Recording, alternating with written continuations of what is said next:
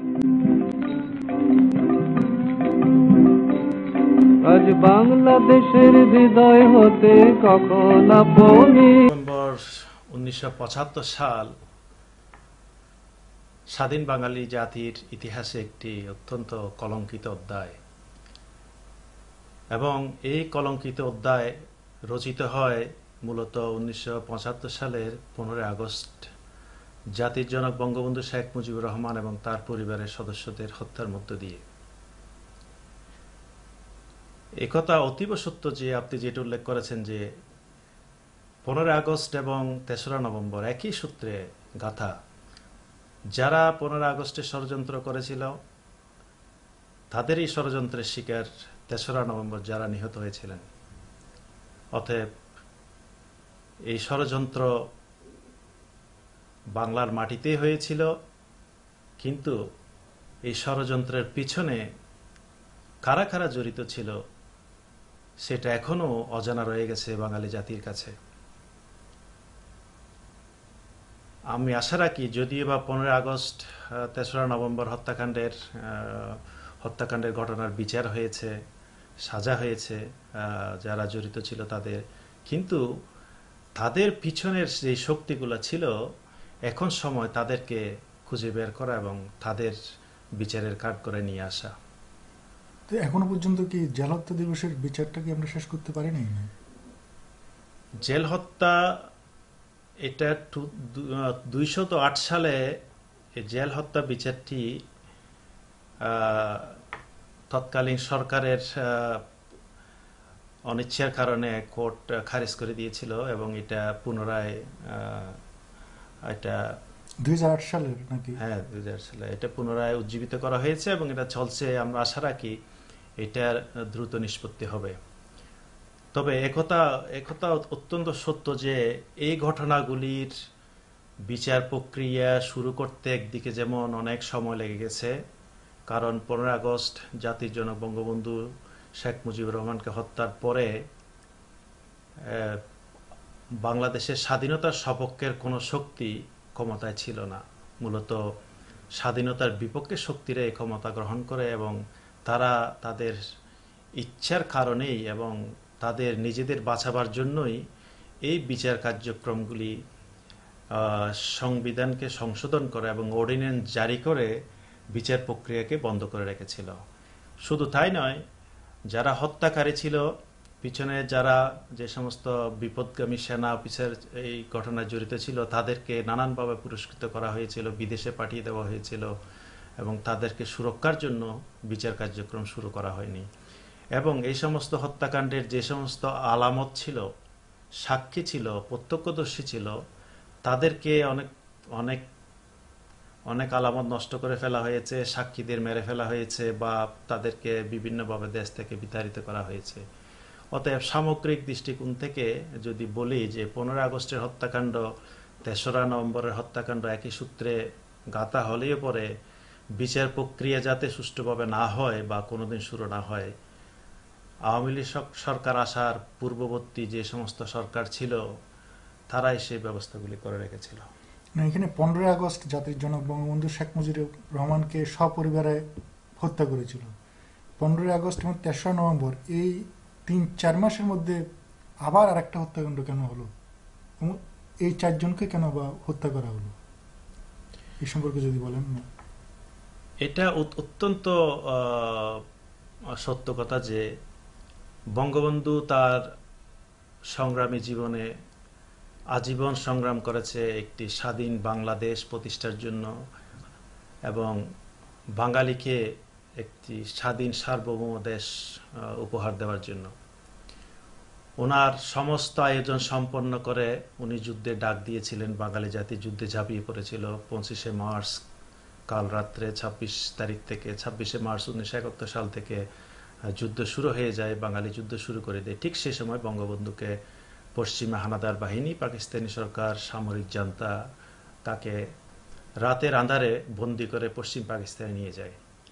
কিন্তু সৌভাগ্যের কথা ছিল যে তার সুযোগ্য উত্তরসূরি বলবো আমি এই কারণে যে জাতীয় চার নেতা তাজউদ্দিন, মনসুর আলী, নজরুল ইসলাম, নজরুল ইসলাম, কামরুজ্জামান সহ আর অন্যান্য যারা ছিলেন আওয়ামী লীগের, তৎকালীন আওয়ামী লীগের ত্যাগী নেতা, ওনারাই সেদিন, বিশেষ করে এই 4 নেতাই সেদিন দীর্ঘ 9 মাসের যে যুদ্ধ, রক্তক্ষয়ী যুদ্ধ, সেই যুদ্ধটি বঙ্গবন্ধুর অবর্তমানে তারা সঠিকভাবে চালিয়ে পরিচালনা করেছিলেন এবং চূড়ান্ত বিজয় পর্যন্ত ওনারা সেই যুদ্ধের তত্ত্বাবধান করেছিলেন। এবং তারা যে বঙ্গবন্ধুর একান্ত অনুগত অনুসারী ছিলেন, সহযোদ্ধা ছিলেন, এবং বঙ্গবন্ধুর আদর্শে তাদের যে অবিচল আস্থা শ্রদ্ধা ছিল, এটার কোনো তুলনা হয় না। বঙ্গবন্ধুকে হত্যার পরে আমরা যতটুকু জানতে পারি, এই 4 নেতাকে বন্দী করা হয়েছিল একটি কারণে, যে তাদের উপর নানা ধরনের চাপ সৃষ্টি করা হয়েছিল যাতে করে তারা বঙ্গবন্ধুর আদর্শের বিরুদ্ধে অবস্থান নেয়। এবং যে গভর্নমেন্টটা, যে সরকারটা খন্দকার মোশতাক আহমদের সরকার, ওইখানে কি ওনাদেরকে প্রস্তাব দেওয়া হয়েছিল জয়েন করার জন্য? অবশ্যই প্রস্তাব দেওয়া হয়েছিল, শুধু প্রস্তাব নয়, তাদেরকে সেখানে নানান ধরনের পদ নেওয়ার জন্য, মন্ত্রিত্ব নেওয়ার জন্য তাদেরকে প্রস্তাব দেওয়া হয়েছিল। পরবর্তী তাদেরকে হুমকি এবং চাপ দেওয়া হয়েছিল। শেষ পর্যন্ত তাদেরকে জেলে বন্দী করে তারা প্রত্যাখ্যান করছিল তাদের প্রস্তাব। তারা প্রত্যাখ্যান করেছিল এবং তারা বঙ্গবন্ধুর আদর্শের অবিচল আস্থা জ্ঞাপন করার পরিপ্রেক্ষিতে রাতের অন্ধকারে তাদেরকে হত্যা করা হয়। অতএব হত্যাকারীরা মনে করেছিল যে বঙ্গবন্ধুকে হত্যা করলে সবাই তাদের কথা শুনবে, কিন্তু বঙ্গবন্ধুর অবর্তমানেও যে তার অনুসারীরা বঙ্গবন্ধুর আদর্শে অবিচল বিশ্বাসী বাংলার মাটিতে রয়ে গেছে, সেটা তারা তখনই বুঝতে পারলো যখন সেই জেলের কালো অন্ধকারে তারা তাদের কোনো প্রস্তাবে যখন সাড়া পায়নি সেই জাতীয় 4 নেতা সহ অন্যান্যরা। অতএব তাদেরকে হত্যা করা ছাড়া তার আর কোনো বিকল্প পথ ছিল না। না, একটা জেলের মধ্যে সবসময় একটা নিরাপদ জায়গা। কোনো একজন লোকজনকে অ্যারেস্ট করলে জেলটা হচ্ছে নিরাপদ জায়গা। ওই জায়গায় এদেরকে হত্যা করবে, এটা কোন ধরনের দেশে আমরা ছিলাম বা কি? বাংলাদেশের স্বাধীনতা পরবর্তী ইতিহাস, এটা অনেকের, আমাদের কয়েকটি, বলা চলে 2টি প্রজন্মর কাছে বিকৃত হয়ে আছে। কিন্তু সত্য যদি আমরা উদ্ঘাটন করি, সেটা হচ্ছে যে বঙ্গবন্ধুকে যারা হত্যা করেছিল তারাই পরোক্ষভাবে 75-এর পর থেকে, আমি বলবো 96 সালের আগ পর্যন্ত কোনো না কোনোভাবে সেই খুনির দল, সেই পরিকল্পনাকারী, মদতদাতা এবং তাদের বন্ধু সহযোদ্ধা, আমি বলবো যে মানে মনোবলদাতা, এরাই কিন্তু ঘুরে ফিরে কোনো না কোনোভাবে প্রত্যক্ষ পরোক্ষভাবে বাংলাদেশের রাষ্ট্র ক্ষমতার সাথে সম্পৃক্ত ছিল। তার ভিতর প্রধান যে মানে খলনায়ক, উনি হচ্ছেন জেনারেল জিয়া রহমান। কারণ 75 সালে যে চক্রান্তটি চলছিল, সেই চক্রান্তের বিষয়ে জিয়া রহমান অবগত ছিলেন, এবং উনি যে অবগত ছিলেন সেটা কিন্তু সেই ফারুক রশিদের জবানবন্দি থেকে আমরা দেখেছি, যে বিবিসির একটা সাক্ষাৎকারে সেটা আমরা প্রমাণটা সরাসরি খুনিদের মুখ থেকে সেটা আমরা পেয়েছি। এবং খুনিদের মুখ থেকে বের হওয়ার পর আশ্চর্যজনক ব্যাপার হচ্ছে যে জিয়া রহমান কিংবা বিএনপির কেউ কিন্তু এটা মিথ্যা কথা, এই কথাটা বলে নাই যে ও তাদের বিরুদ্ধে অপপ্রচার, জিয়া রহমানের বিরুদ্ধে অপপ্রচার চালাচ্ছে, এটা বলে নাই। এমনকি একজন ব্রিটিশ সাংবাদিক 1976 সালে লন্ডনে জিয়া রহমানকে এই প্রসঙ্গে যখন বলেছিলেন যে আপনি বিষয়টি জানতেন, আপনি কেন নীরব ছিলেন, সেই প্রশ্নটির উনি উত্তর দেয় নাই জিয়া রহমান। অতএব উনি তখন ছিলেন ডেপুটি জেনারেল, অর্থাৎ কি বলে ওনাকে, কি বলে মানে উপপ্রধান সেনাপতি। অতএব একজন উপপ্রধান সেনাপতি হচ্ছে একটি দেশের, তার দায়িত্ব হচ্ছে প্রধান সেনাপতিকে সহযোগিতা করা, প্লাস রাষ্ট্রের সার্বভৌমত্ব যখন হুমকির সম্মুখীন হয় তখন সেখানে বলিষ্ঠ একটা ভূমিকা রাখা। সেই জায়গায় উনি জেনে শুনে এবং জুনিয়র অফিসারদের উনি বলেছিলেন যে তোমরা জুনিয়র অফিসাররা যেটা করার করো, এখানে আমাকে তার মানে কি একজন উপপ্রধান সেনাপতি যদি সম্মতি দেয় এবং এইভাবে ছেড়ে দেয়, তার মানে কি? তাহলে উনি প্রত্যক্ষভাবে দায়ী এটার জন্য। জিয়া রহমান উনি পাকিস্তান আমলে যখন সেনাবাহিনীতে যোগদান করে, পরবর্তীতে যখন স্বাধীনতা সংগ্রাম শুরু হয় এবং উনি একটি সেক্টরের দায়িত্বে ছিলেন, তখনও কিন্তু একটি পর্যায়ে জেনারেল ওসমানী তাকে বহিষ্কার করেছিলেন। তার কারণ হচ্ছে যে যুদ্ধের সময় একজন সেক্টর কমান্ডারকে বহিষ্কার করা মানে সামথিং রং। জিয়া রহমানের তখনই একটা স্বাধীনতার বিরুদ্ধে একটা ভূমিকা আমরা লক্ষ্য করতে পারি জিয়া রহমানের তখনকার সময়ে। জিয়া রহমান যখন একটা নাটকীয় পর্ব শেষ করে ক্ষমতা দখল করলেন, এই ক্ষমতা দখলের আগ পর্যন্ত কিন্তু বাংলাদেশে খুনের পর খুন বারবার খুনের ঘটনা চলে আসছে। অর্থাৎ জিয়া রহমানের উপরস্থ যে সমস্ত ক্ষমতাধর শক্তিশালী ব্যক্তিগুলি ছিল, যারা বাংলাদেশে রাষ্ট্র ক্ষমতায় ছিলেন বা যেতে পারতেন, তাদেরকে প্রত্যেককে খুন করা হয়েছিল। এবং জিয়া রহমান যখন ক্ষমতা দখল করলেন, তখন খুব সম্ভবত 22 বার সেনাবাহিনীতে কু হয়েছিল। এবং এই কু হওয়ার মধ্যে যাদেরকে এই কুয়ে দোষী সাব্যস্ত করে শাস্তি দেওয়া হয়েছিল, ফাঁসিতে ঝুলানো হয়েছিল, তাদের সর্বাধিক সংখ্যক সদস্যরাই ছিলেন কিন্তু মুক্তিযোদ্ধা, বাংলাদেশ সেনাবাহিনীর মুক্তিযোদ্ধা সদস্য। অতএব এটা স্পষ্ট লক্ষ্য করা যাচ্ছে যে জিয়া রহমান কিন্তু মূলত সেনাবাহিনীতে ছিলেন, বাংলাদেশের উপপ্রধান সেনাপ্রধান ছিলেন, কিন্তু তার সাথে পশ্চিম পাকিস্তানি বা পরাজিত শক্তির, বাংলাদেশ স্বাধীন পরাজিত শক্তির একটা প্রত্যক্ষ সম্পর্ক ছিল। এবং ওই উৎস থেকেই ওনার নীল নকশা ওনার হাতে ছিল। এটা অত্যন্ত দুর্ভাগ্যজনক। হয়তো ইতিহাস একদিন আরো সঠিক হবে, আরো সত্য বের হয়ে আসবে যে একজন সত্যিকার দেশপ্রেমিক সৈনিক যদি রাষ্ট্র ক্ষমতায় আসে, সে কি রাষ্ট্রের পক্ষে কাজ করেছে না দেশের বিরোধী কাজ করেছে শুধুমাত্র ক্ষমতার জন্য। জিয়া রহমান যদি এতই দেশপ্রেমিক সেনা শাসক বা হয়ে থাকতেন, স্বাধীনতা সংগ্রামে মুক্তিযোদ্ধা হয়ে থাকতেন, তিনি কখনো জেনে শুনে একজন স্বাধীনতার মহান স্থপতির এরকম নির্মম একটি ঘটনা ঘটবে সেটাকে উনি মেনে নিতে পারতেন না, সে প্রতিরোধ করতেন। এবং পরবর্তীতে উনি এসে সেই স্বাধীনতার ইতিহাসটাকে বিকৃত করলেন।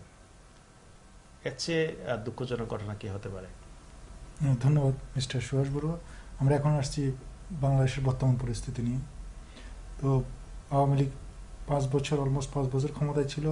এখন আসছে বিএনপি নতুন নতুন দাবি দিচ্ছে, তত্ত্বাবধায়ক সরকারের অধীনে নির্বাচন হতে হবে। এই সম্পর্কে যদি কিছু বলেন। বাংলাদেশের বর্তমান পরিস্থিতি একদিকে যেমন বাংলাদেশের একটা উজ্জ্বল ভবিষ্যৎ বাংলাদেশে প্রজ্বলিত আছে, একটা সম্ভাবনাময় দেশ হিসেবে ইতিমধ্যে বাংলাদেশ বিশ্বের কাছে পরিচিত হয়ে উঠেছে, অর্থনৈতিকভাবে সমৃদ্ধ দেশ এবং শিক্ষার গুণগত মান এবং শিক্ষার উচ্চ হার,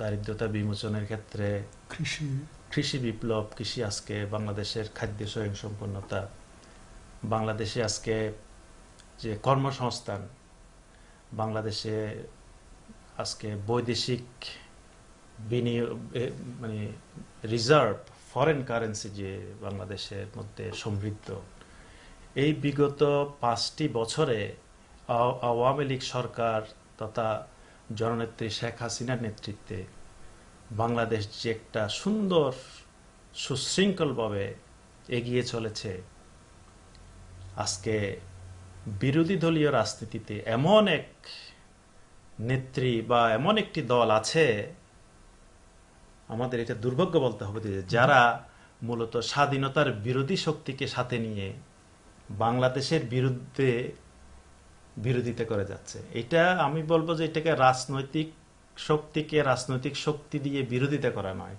এটা বাংলাদেশের উন্নয়নের বিরোধিতা করা, বাংলাদেশের উন্নতির বিরোধিতা করে যাচ্ছে বিরোধী দলীয় নেত্রী খালেদা জিয়া। তার সাথে কি আছে? তার সাথে আছে তার 18 দল। আপনি যদি 18 দলের মধ্যে প্রত্যেকটি দলের কে আছে, 18 দলের নেতা কারা কারা হিসাব করেন, সেখানে দেখবেন যে প্রধান দলগুলি হচ্ছে যারা স্বাধীনতা বিরোধী সেই দলগুলি, এবং সেই দলের মধ্যে কারা আছে? সমস্ত যুদ্ধ অপরাধী ব্যক্তিরা, যারা এখন যুদ্ধ অপরাধের কেউ কারো ফাঁসির অর্ডার হয়ে গেছে, কারো এখন বিচার প্রক্রিয়া চলছে, এবং আর কিছু আছে যারা এখনো বিচার প্রক্রিয়ায় এখনো যায় নাই, বা তাদের বিরুদ্ধে এখনো কেউ মামলা দায়ের করে নাই বা সুনির্দিষ্ট মামলা হয় নাই। এই হচ্ছে আমাদের বিএনপির বা খালেদা জিয়ার জোটের লোকজন। আর কিছু লোক আছে, সেগুলো হচ্ছে সুবিধাবাদী লোক। কিছু কিছু লোক দেখবেন বিএনপিতে, এরা কিন্তু 1975-এর পরে যে সমস্ত নতুন নতুন রাজনৈতিক দল গজিয়ে উঠেছিল, নাম সর্বস্ব দল, ওই সমস্ত দলের একজন নেতা সেজে ওরা রাজনৈতিক দল করেছে, এবং ওই দলের লোকজনগুলি কিন্তু সুবিধাবাদী লোকগুলি বিএনপিতে আছে। এই লোকগুলোর ভূমিকা হচ্ছে কি? যে কোনো প্রকারের যে কোনো একটি সরকারের তোষামত করে মন্ত্রী হওয়া এবং সেই তার মন্ত্রিত্বটাকে ভোগ বিলাস করা, লুটে পুটে খাওয়া। তো এই ধরনের একদিকে দেশ বিরোধী, একদিকে যুদ্ধাপরাধী, একদিকে মৌলবাদী, উচ্ছৃঙ্খল, শান্তির ধর্ম ইসলামকে বিকৃত করে মানুষকে মানে লেলিয়ে দেওয়ার মতো অবস্থা, দেশে বিশৃঙ্খলা সৃষ্টি করে, এই ধরনের লোকজন, সমস্ত লোকজন মিলে আজকে বিএনপি। এবং সেই বিএনপির যিনি নেত্রী, আমি বলতে অত্যন্ত খারাপ লাগে যে সেদিনের আপনারা টেলিফোনের সংলাপগুলি শুনেছেন, একজন প্রধানমন্ত্রীর সাথে একজন বিরোধী দলীয় নেত্রী কি দাম্ভিকতা নিয়ে কথা বলেছেন। এটা আমার তো মনে হয় যে এটা পৃথিবীতে একটা অত্যন্ত শিষ্টাচার বহির্ভূত। একজন প্রাক্তন প্রধানমন্ত্রী একজন বর্তমান প্রধানমন্ত্রীর সাথে যদি এইভাবে কথা বলে, এইভাবে যদি জকরাট্টনে কথা বলে, নতুন প্রজন্মরা কি শিখবে? তাদের কাছ থেকে কি শিখবে? সামান্য কথা বলার যদি সৌজন্যবোধ যদি এদেরকে না থাকে, তাহলে কি করে এদেরকে আমরা এই সমস্ত নেত্রী, বিরোধী দলের নেত্রী হতে পারে? আমি তো অবাক হয়ে যাই। তো যা হোক, এটা আমাদের একটা দুর্ভাগ্য। তবে আমি আশাবাদী একটা কারণ, সেটা হচ্ছে যে আমাদের তরুণ প্রজন্ম কিন্তু এগিয়ে যাচ্ছে। তারা কিন্তু আজকে এই সমস্ত এই ধরনের রাজনৈতিক নেত্রী, রাজনৈতিক কর্মসূচি, এই সমস্ত কোয়ালিটিবিহীন নেতার নেতৃত্ব নিয়ে কিন্তু আর এরা মাথা কামায় না। এরা ক্যারিয়ার গঠনে ব্যস্ত। আমাদের নতুন প্রজন্মের ছেলে সন্তানেরা, এরা যদি একদিন প্রস্তুত হয়ে আসবে, তারাও বুঝতে পারবে যে আওয়ামী লীগ সরকারের বিকল্প কোনো সরকার হতে পারে না। না, যেটা বলছিলাম তত্ত্বাবধায়ক সরকার সম্পর্কে যদি বলেন, এটা কেন তত্ত্বাবধায়ক সরকার? এটাকে বলা যায় একটা আজগুবি সরকার। তত্ত্বাবধায়ক সরকার সেই সমস্ত দেশে দরকার যে সমস্ত দেশের মানুষের বুদ্ধিমত্তা নাই, জ্ঞানের গভীরতা নাই, নিজেদের আত্মমর্যাদা নাই, এবং যারা নিজেদের উপর নিজের আস্থা রাখতে পারে না, এই সমস্ত দেশেই মূলত তত্ত্বাবধায়ক সরকার দরকার। তার আগে তো দুটো ছিল, তত্ত্বাবধায়ক সরকারের অধীনে তো দুটো নির্বাচন হলো। তার আগে ছিল একটি কারণ হচ্ছে যে সেদিন যারা ক্ষমতায় ছিলেন অতীতে, তাদের কার্যকলাপের কারণেই আমাদের দরকার ছিল একটি নিরপেক্ষ নির্বাচন ব্যবস্থা। কারণ তখন যারা ক্ষমতায় ছিল, তারা নির্বাচন কমিশন থেকে শুরু করে, সচিবালয় থেকে শুরু করে, বিচার বিভাগ থেকে শুরু করে, প্রশাসনিক বিভাগ থেকে শুরু করে, পুলিশ, এই সমস্ত কিছুতে তারা নিজেদের কিছু স্বার্থান্বেষী লোকজনকে ধাপে ধাপে তারা বসিয়ে একটা রাজসুখ ভোগ করার মতো একটা অবস্থান করে নিয়েছিলেন। এই সমস্ত লোক, এই সমস্ত স্বজন প্রীতিকারী এবং এই সমস্ত দুর্নীতিপরায়ণ লোক দিয়ে তার একটা সুন্দর নির্বাচন হতে পারে না।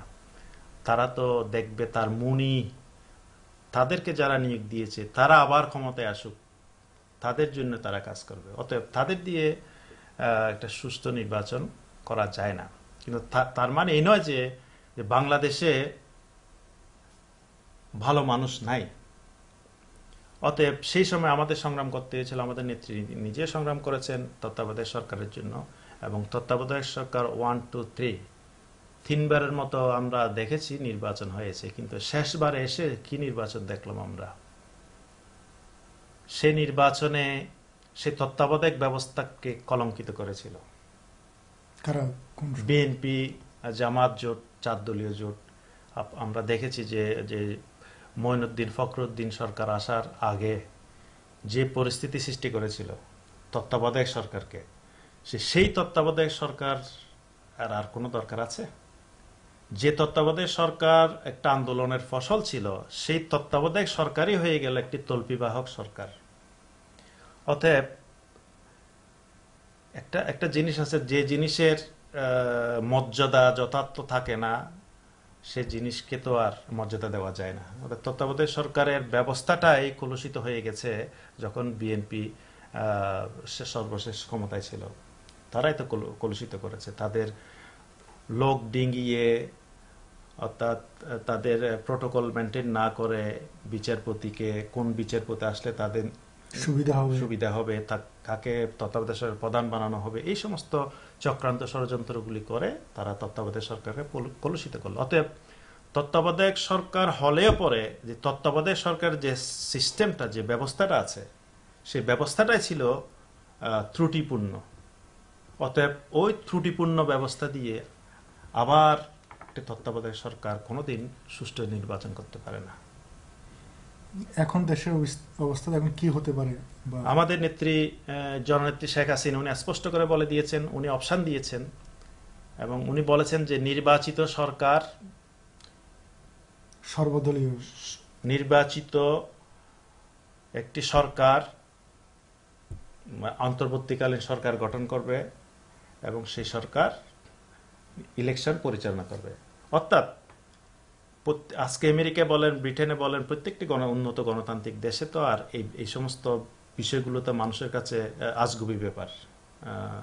কিন্তু তবুও আমাদের নেত্রী, ওই যে তারা স্বপ্ন দেখে তত্ত্বাবধায়ক সরকারের, কিন্তু যেহেতু আমাদের নেত্রী প্রধানমন্ত্রী শেখ হাসিনা গণতন্ত্রে বিশ্বাসী, ওনাকে আমরা গণতন্ত্রের মানস কন্যা বলি, বাংলাদেশে গণতন্ত্রের জন্য উনি আজীবন সংগ্রাম করে আসছেন।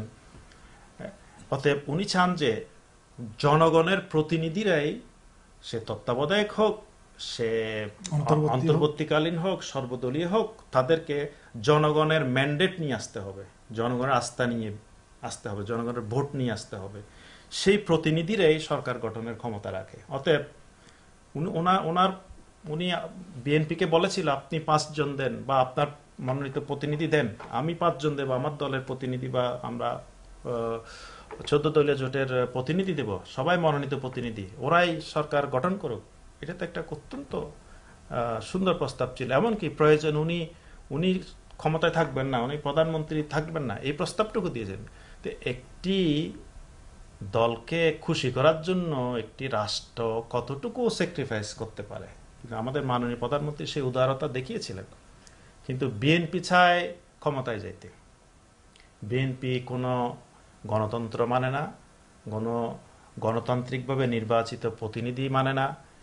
ওনারা চায় ওনাদের মন মতো একটি সরকার গঠনের মাধ্যমে যেন তেনভাবে আওয়ামী লীগকে ক্ষমতা থেকে উৎখাত করে ক্ষমতায় গিয়ে এরা সেই লুটপাটের রাজত্ব কায়েম করবে। তো এইভাবে তো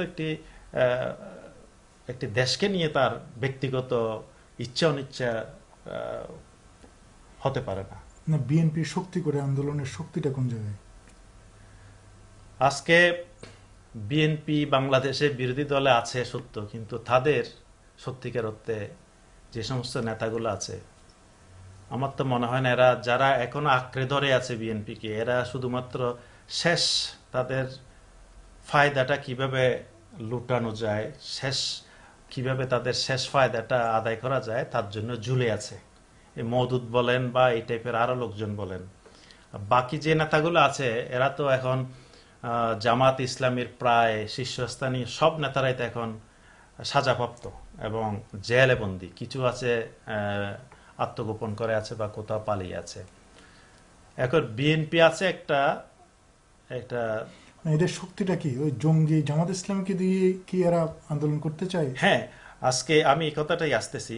এখন যেহেতু তাদের শরিক দল 4 দলের পর 18 দল নিল, এখন তারা কোত্থেকে একটা বের করলো হেফাজতে ইসলাম। হেফাজতে ইসলামের, আমার বাড়ি চট্টগ্রামে, রাজনতানা, আমার পার্শ্ববর্তী গ্রাম হচ্ছে ফটিকছড়ি। সে ফটিকছড়িতেই কিন্তু হেফাজতের আস্তানা। আস্তানা এই কারণে বলবো, ওরা বলেছিল ওরা কোন রাজনৈতিক সংগঠন। ধন্যবাদ আপনাকে, আপনি অনেক কষ্ট করে আমাদের স্টুডিওতে আসছেন, ওই জন্য আপনাকে অনেক ধন্যবাদ। আপনাকে ধন্যবাদ।